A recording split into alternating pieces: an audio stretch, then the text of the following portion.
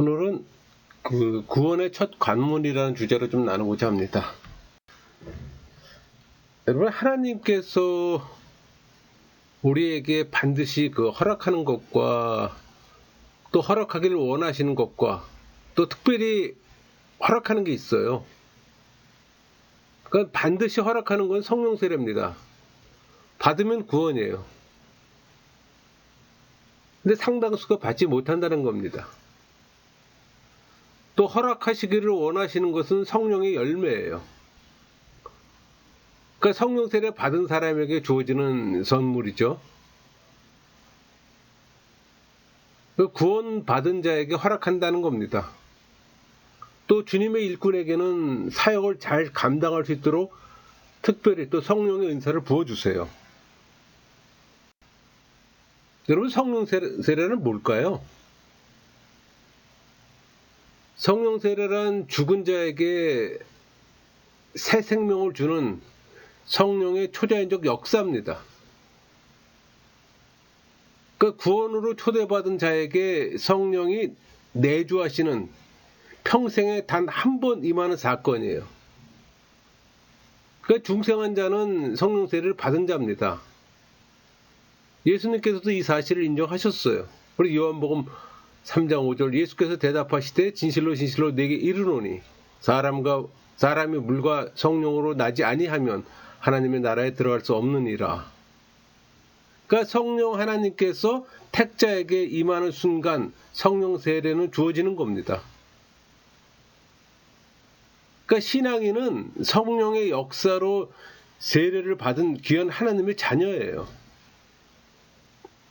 여러분, 성령 세례와 중생은 같은 사건입니다. 그러니까 성령 세례와 중생은 같은 사건에 대한 다른 표현이에요. 그러니까 성령 세례는 중생의 방편이고 중생은 성령 세례의 결과라고 말할 수가 있는 거예요.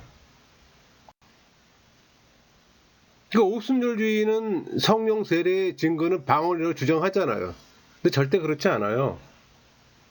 물론 오순절 성령 강림으로써 성령 세례를 체험한 이 마가의 다락방에서 여러 나라 말로 방언을 했습니다. 우리 사도행전 2장 4절 그들이 다 성령의 충만함을 받고 성령이 말하게 하심을 따라 다른 언어들로 말하기를 시작하느니라. 그 사도 바울도 방언의 은사를 언급했어요. 그게 고린도전서 14장 5절 말씀이잖아요.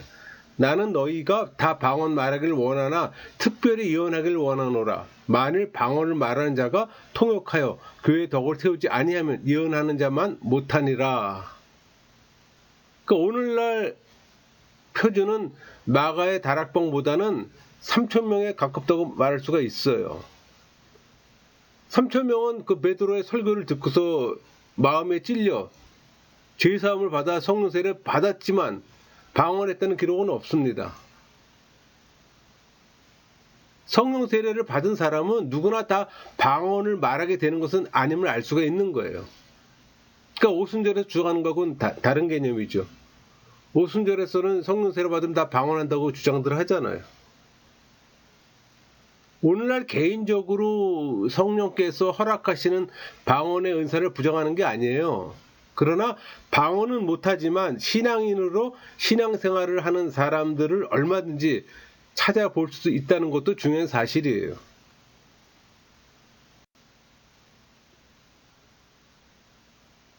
신앙인은 어떤 세례를 받아야 할까요? 당연히 물세례와 성령세례입니다. 물세례란 예수님을 믿어 죄시움을 받고 하나님의 자녀가 되고 그의 구성원이 되었다는 것을 교인 앞에서 공포하는 예식이잖아요. 한 번 받습니다. 물론 성령 세례도 일생에 단 한 번 받아요. 성령 세례는 선포되는 말씀을 통해 성령께서 말씀을 듣는 자에게 성령이 내주하시는 거잖아요. 그러니까 성령 세례와 물세례의 차이는 인간의 개입 여부에서 차이가 나는 거예요. 그러니까 성령 세례는 성령 하나님의 강권적인 역사로 임하기에 인간의 개입이 없어요. 그러나 물세례는 인간의 의지로 받잖아요. 그 효과에 있어서 차이가 있어요. 그러니까 성령 세례를 받은 자는 구원을 받아 영생에 이르지만 물 세례를 받은 자는 반드시 구원에 이르는 건 아닙니다. 그러니까 하나님과 함께 십자가에 달린 강도는 물 세례를 받은 적이 없지만 그는 성령 세례를 받아 구원을 받았어요. 그게 누가복음 23장 42절 43절 말씀이잖아요. 이르되 예수여 당신의 나라에 임하실 때 나를 기억하소서 하니 예수께서 이르시되 내가 진실로 내게 이르노니 오늘 내가 나와 함께 낙원에 있으리라 하시니라. 여러분 우리 아나니아와 삽비라 부부 잘 아시잖아요. 이들은 물세례를 받았어요. 그렇지만 성령을 속여 땅값이 얼마를 감추었다가 죽었잖아요. 그리고 사람에 따라 세례를 받는 시점에 있어서 차이가 있어요. 그 사람에 따라 성령 세례는 물 세례보다 앞설 수도 있고 뒤따라올 수도 있어요.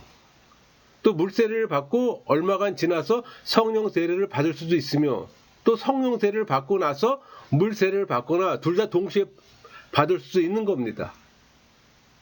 그러니까 현대교회에서는 물 세례를 받고 교회 생활하다가 설교를 듣고 성령 세례를 받는 것이 일반적인 상황입니다. 성령 세례는 말씀을 통해서 받는 것이기 때문에. 그러니까 물 세례가 구원을 보장하지 못한다면 굳이 물 세례를 받지 않아도 되는 거 아닙니까? 질문할 수 있어요. 꼭 세례를 받아야 구원받나? 예수만 잘 믿으면 되지. 이렇게 얘기하는 분들도 있잖아요. 그러니까 세례 받는 일에 관심을 갖지 않는 사람들이 더러 있습니다. 그러나 이들의 자세는 한마디로 잘못된 겁니다. 반드시 물세례를 받아야 합니다. 세례는 성찬과 더불어 눈에 보이는 말씀이에요. 아주 귀한 은혜의 수단이기 때문이에요. 물세례가 지닌 의미는 그리스도와 연합함으로 죄에 대해서 죽고 의에 대해 살아난다는 겁니다. 그러니까 그리스도의 몸된 교회의 이론이 된 아주 매우 귀중한 의식이에요. 그러니까 성령 세례를 받아 거듭난 신앙인들은 예수님처럼 반드시 물 세례를 받아서 그리스도의 몸된 교회의 이론이 되었다는 증거를 가져야 하는 겁니다. 여러분 성령 세례를 받는 중생은 전적으로 성령 하나님의 사역입니다. 그러니까 중생하는 것은 인간의 의지로 되는 것이 아니라 전적으로 성령 하나님의 주권적인 사역의 결과라는 얘기예요. 그러니까 굳은 의지를 가지고 예수님을 핍박하던 사울을 자신의 의지와는 상관없이 극적으로 거꾸로 들인 후 완전히 변화시켜서 이방 선교를 위한 사도를 세운 것이 좋은 신뢰라고 할 수가 있습니다. 로마서 11장 13절 내가 이방인인 너희에게 말하노라 내가 이방인의 사도인 만큼 내 직분을 영광스럽게 여기노니. 그러니까 허물과 죄로 죽었던 우리가 거듭나 새 사람으로 변화되는 건 역시 성령 세례가 전적으로 성령의 사역인 것을 확실히 보여주는 사건입니다. 여러분 성령 세례의 반응에 구원의 자리로 나아가려면 어떻게 해야 할까요? 먼저 하나님 앞에서 죄인임을 깨달아야 합니다. 왜? 죄의 인식이 구원의 시작이기 때문에. 높은 도덕 수준에서 점잖은 생활을 했다고 하더라도 하나님 앞에서 결코 의로울 수 없다는 그 사실을 알아야 하는 거예요. 우리 로마서 3장 10절하고 23절 말씀 볼까요? 기록된 바 의인은 없나니 하나도 없으며 모든 사람이 죄를 범하였으며 하나님의 영광에 이르지 못하더니 이 사실을 먼저 인정해야 합니다. 하나님께서 독생자를 보내셔서 여러분 대신 죽게 하셨음을 믿어야 하는 거예요. 여러분은 죄 때문에 죽어 마땅하지만 그 자리를 예수님께서 대신 하신 겁니다. 우리 베드로전서 3장 18절 그리스도께서도 단번에 죄를 위하여 죽으사 의인으로서 불의한 자를 대신 하셨으니 이는 우리를 하나님 앞으로 인도하려 하심이라. 그러니까 여러분이 죄인임에도 불구하고 예수님은 여러분을 사랑하십니다. 죄를 회개해야 합니다. 여러분 회개란 마음의 변화를 의미해요. 내가 죄인인 것을 시인하며 지금까지 지은 모든 죄를 철저히 뉘우쳐야 하는 겁니다. 그 참된 회개는 죄의 등을 돌린다는, 그래서 이제는 하나님의 은혜로 오직 하나님의 뜻을 따라 살기로 했다는 의미예요. 예수님께서 누가복음 10장 3절 너희도 만일 회개하지 아니하면 다 이와 같이 망하리라 이렇게 말씀하셨잖아요. 믿음으로 예수 그리스도를 의지해야 합니다. 그리고 그리스도께서 원하시는 삶을 살아야 되는 거예요. 우리 로마서 6장 23절 죄의 사은 사망이요 하나님의 은사는 그리스도 예수 우리 주 안에 있는 영생이니라. 그러니까 그리스도의 은혜로 영생을 소유하게 된 여러분은 하나님께서 주신 은사를 사용해 하나님의 뜻을 이루기 위해 자신의 모든 것을 바쳐 충성하는 거예요. 여러분, 성령 세례 받은 신앙인들은 어떻게 살아야 할까요? 구원을 주신 하나님에 대한 첫사랑의 감격을 잊지 말고 하나님을 향한 이 첫사랑을 회복해야 합니다. 거짓 교훈을 쫓아 세상을 섬기고 거짓 목자를 따라 영육간에 행음하고 있다면 심판을 받아 멸망당하기 전에 회개하고 하나님 말씀에 순종해야 되는 거예요. 어떤 극도의 형식주의나 영적 무기력, 행함이 없는 믿음을 가진 자 곧 살았다 하는 이름을 가졌으나 죽은 자라고 요한계시록 3장 1절에서 얘기하잖아요. 이런 사람인지 아닌지 자신의 믿음을 점검하고 행함이 있는 신앙을 가져야 하는 거예요. 여러분, 성령 세례 받은 신앙인에게 임하신 성령은 다시 떠날까요? 아니요. 한 번 구원은 영원합니다. 이단적 사고 체계를 갖고 있는 사람들이 한 번 구원은 영원하다고 하는 말에 반대하는 자들도 있어요. 잘못된 교리 체계예요. 여러분, 고린도 교회를 보세요. 비록 교회 내 파당과 부도덕함, 행함, 은행 등의 어떤 그런 범죄들이 얼룩진 교회잖아요. 그렇지만 사도 바울은 다음과 같이 반문했어요. 고린도서 3장 16절 너희는 너희가 하나님의 성전인 것과 하나님의 성령이 너희에 계신 걸 알지 못하느냐. 그러니까 이처럼 기쁘신 뜻에 따라 한 번 임하신 성령께서는 결코 떠나지 않고 영원히 그와 함께 하는 겁니다. 다시 말해서 하나님의 자녀인 신앙인에게는 반드시 성령께서 영원히 함께 하시며 우리를 보호해 주세요. 많은 사람들이 성령 세례 받았다가 교회를 떠난다는 사람이 있다는 표현을 써요. 그렇지 않아요. 그 사람 성령 세례 받은 사람 아니에요. 성령 세례 받은 사람은 결코 교회를 떠날 수가 없습니다. 근데 많은 사람들이 성령 세례 받지 않았는데 성령 세례 받은 걸로 착각하는 거예요. 그래서 그 잘못된 교리가 나오는 겁니다. 여러분, 사울 왕에게 임했던 그 여호와 신이 떠났다는 그 사무엘상 16장 14절 말씀, 여호와 영이 사울에게서 떠나고 여호와께서 부르신 악령이 그를 번뇌하게 한지라, 이 말씀은 그럼 틀린 걸까요? 그렇지 않아요. 사무엘이 기름병을 취해 사울의 머리에 부었을 때 사무엘의 예언대로 사울에게 하나님의 신이 크게 임했어요. 그리고 사울도 새 마음을 받아 선지자의 무리 가운데 거하면서 예언했습니다. 그러나 사무엘상 이 16장 14절 말씀은 왕으로 세움 받았을 때 임하신 성령이 떠나신 걸 분명히 보여주는 거예요. 그 사울의 경우처럼 한 번 임하신 성령은 떠나시기도 하고 다윗의 경우처럼 영원히 함께 하시기도 한다고 생각할 수 있어요. 그러나 그렇지 않아요. 왜냐하면은 사울에게 임하신 성령은 그가 선민 이스라엘의 왕으로 그 직분을 감당하도록 주신 것이지 결코 신약시대에 중생할 때 성령이 주어지는 것 같이 구원과 관련된 것이 아니라는 겁니다. 여기서 많은 사람들이 착각을 하는 거예요. 이것은 이방인인 고레스에게 여호와의 신이 임한 것을 보아 알 수도 있습니다. 우리 역대하 그 36장 22절 23절 보세요. 바사의 고레스 왕 원년에 여호와께서 예레미야의 입으로 하신 말씀을 이루시려고 여호와께서 바사의 고레스 왕의 마음을 감동시키심에 그가 온 나라에 공포도 하고 조소도 내려 이르되 바사 왕 고레스가 이같이 말하노니 하늘의 신 여호와께서 세상 만국을 내게 주셨고 나에게 명령하여 유다 예루살렘의 성전을 건축하라 하셨나니 너희 중에 그의 백성된 자는 다 올라갈지어다. 너희 하나님 여호와께서 함께 하시기를 원하노라 하였더라. 이렇게 증거했잖아요. 따라서 우리는 영원한 구원을 보장해 주신 성령의 보호하심에 깊이 감사할 수가 있는 거예요. 그러니까 우리를 천국까지 인도해 주시는 성령 하나님의 은혜는 너무나 큰 겁니다.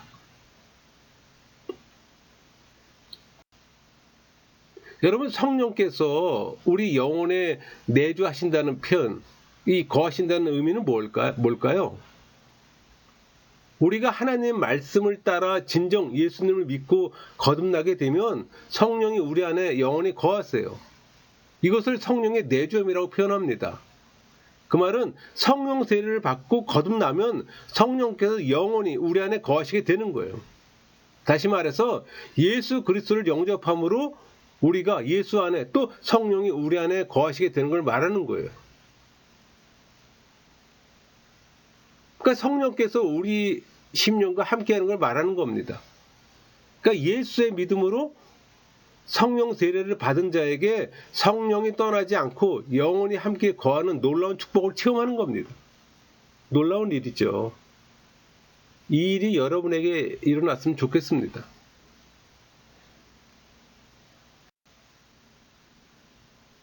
그럼 성령께서 내주하시는 이 신앙인의 삶은 어떤 것일까? 그 또한 질문할 수 있잖아요. 승리하는 삶입니다. 보통 인간은 범죄한 인류의 시조 아담의 후손으로서 육신의 소욕을 따라 사는 부패한 존재예요. 사망의 종로를 타는 가련한 존재로 결국 영벌에 처하게 되는 이 패배하는 삶을 살게 됩니다. 그 죄악을 이기신 예수의 믿음으로 성령의 소욕을 따라 이 어둠의 세력을 극복하고 죄에 대해 승리하는 삶을 살게 되는 거예요. 또 하나님의 자녀된 삶을 살게 됩니다. 예수의 믿음으로 신앙인들은 성령의 도우심으로 인도하심으로 하나님의 뜻을 바르게 분별해 상급이 예비된 삶을 살게 되고 성령의 보호를 받게 돼요. 그리고 머지않아 장래에 하나님 나라를 유업으로 받아요. 또 근본적으로 변화된 삶을 살게 됩니다. 그러니까 성령 세례를 받게 되면 변화된 삶을 살지 않을 수가 없어요. 성령 세례를 받지 않은 가짜 구원을 받았기에 그런 삶을 못 사는 거예요. 그러니까 성령의 인도를 따라 살아감으로써 죄된 생활과 세상 것을 사랑하는 데서 벗어나요. 그러니까 하나님 말씀을 사모하고 항상 말씀과 가까이 하게 됩니다. 늘 하나님 말씀을 접하는 거예요. 가까이 하지 않으면 갈급해지는 거예요. 그게 신앙인의 모습이에요. 말씀을 접하지 않는데도 갈급함이 없다. 그건 종교인이죠. 하나님을 사랑하고 이웃을 사랑하며 심지어 원수까지도 사랑하는 이 성숙한 신앙인의 삶을 살게 되는 겁니다.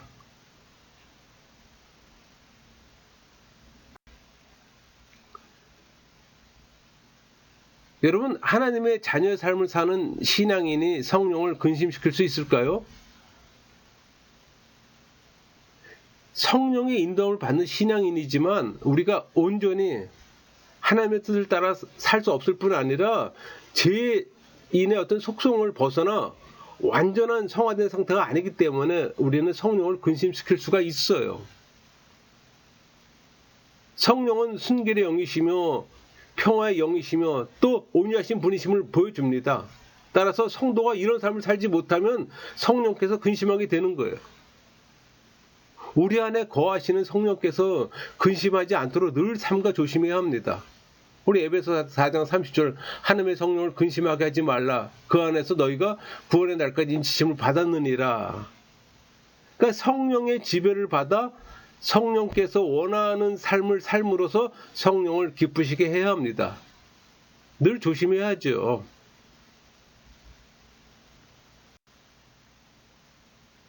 그럼 우리 안에 거하시는 성령을 근심시키지 않으려면 어떻게 할까 생각해 볼 수 있잖아요. 겸손해야 합니다. 세례 요한처럼 우리 요한복음 3장 30절 그는 흥하여 하겠고 나는 쇠하여 하리라 하니라. 이 자세로 성령을 모셔야 합니다. 자기 중심적 어떤 의지와 본성은 죽이고 우리 안에 성령의 지배가 확장되도록 겸손해야 하는 거예요. 내 고집대로 할 것이 아니라 성령의 인도함을 따라야 합니다. 성령의 지배를 받아야 한다는 얘기예요. 신앙이 성령의 지배를 받지 않는다면 그건 종교인의 삶이에요. 이 세상에서 신앙인의 빛과 소금의 역할을 하는 것은 결코 쉽지 않은 걸 압니다.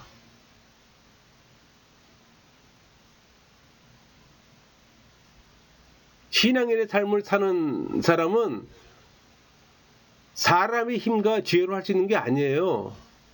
신앙인의 사역은 성령의 인도하심과 도우심이 있어야 되는 거예요. 그러나 우리가 할 수 없지만 우리 빌립보서 4장 13절 내게 주시는 자 안에서 내가 모든 것을 할 수 있느니라. 주님이 주신 능력으로 주님이 주신 은사로 이런 일들을 감당할 수가 있는 거예요. 우리 데살로니가전서 5장 19절 성령을 소멸치 말라. 이 말씀은 한 번 내주하신 성령께서 소멸될 수 있다는 말일까요? 그렇지 않아요. 신앙인의 영혼 가운데 한 번 내주하신 성령은 떠나시거나 결코 소멸될 수가 없어요. 그렇다면 이 말씀의 의미는 뭘까요? 이 말씀은 성령의 불을 끄지 말라는 의미입니다. 성경에 의하면 성령은 불로 비유되어 있잖아요. 불이란 흩으면 꺼지고 모아놓으면 활활 타듯이 성령의 불도 약해질 수 있음을 보여주는 거예요. 신앙인들은 성령의 불로 더럽고 악한 이 불신앙을 태우고 금과 같이 귀한 믿음은 더욱더 단련시켜 굳세게 해야 합니다. 그리고 교회는 공동체적으로 말씀 운동과 기도 운동 그리고 전도 운동을 힘차게 일으켜 성령의 불길이 더욱 강하게 타오도록 해야 되는 거예요. 우리 갈라디아 5장 25절 만일 우리가 성령으로 살면 또한 성령으로 행할지니라 이렇게 증거하잖아요. 성령의 지배를 받지 못하면 신앙인의 삶을 살기가 어려워요. 세속적으로 종교인의 삶을 살게 되는 거예요. 그래서 성령 세례는 필수인 겁니다. 성령 세례 받지 않으면 모든 교회 활동이 종교 생활이에요. 아무 의미가 없다는 얘기예요. 성령 세례가 전제가 되어야 되는 겁니다. 제가 늘 말씀드리잖아요. 교회 생활 50년을 했어도 성령 세례를 받지 못하면 아무 의미가 없는 거예요. 종교 생활로 끝나는 거예요. 종교 생활하는 사람들은 많이 있잖아요.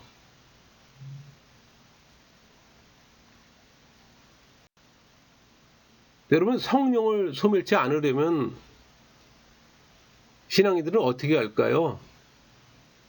예수님을 바라보며 몸과 마음으로 깨끗하고 거룩하게 되도록 온전히 성령께 의탁하고 의뢰해야 합니다. 그러려면 늘 말씀을 접해야죠. 우리의 몸과 마음을 하나님이 기뻐하시는 거룩한 산제사로 드려야 되는 거예요. 그 대표적인 말씀이 로마서 12장 1절 말씀이 있잖아요. 그러므로 형제들아 내가 하나님의 모든 자비하심으로 너희를 권하노니 너희 몸을 하나님이 기뻐하시는 거룩한 산 제물로 드리라. 이는 너희가 드릴 영적 예배니라. 옛사람의 마음과 행실은 성령의 불로 태워버리고 새 사람의 마음과 행실이 정금같이 나타나도록 늘 간구하며 소원해야 합니다. 여러분 성경 66권을 하나님의 감동으로 기록된 하나님의 말씀임을 믿고 그 말씀을 읽고 공부함으로 오직 말씀대로 사는 말씀 운동을 일으켜야 합니다. 영혼의 호흡인 기도를 멈추면 성령의 불은 이내 꺼지고 말아요.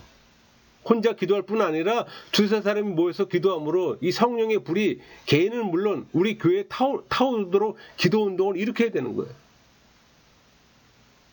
성령의 불길을 다른 곳에서도 타오르도록 해야 합니다. 예루살렘에서 지펴진 성령의 불이 유럽 대륙을 옮겨 붙어서 미주 대륙을 거쳐 오늘날 아시아 대륙 한국까지 번졌잖아요. 이 불은 성령의 강한 바람을 타고 우리의 전도와 선교를 통해서 또 다른 곳으로 번져 나가야 합니다. 그게 중국이건 인도건 예루살렘이건 여러분이 그 사역의 일부분을 감당하기를 소망합니다. 마치겠습니다.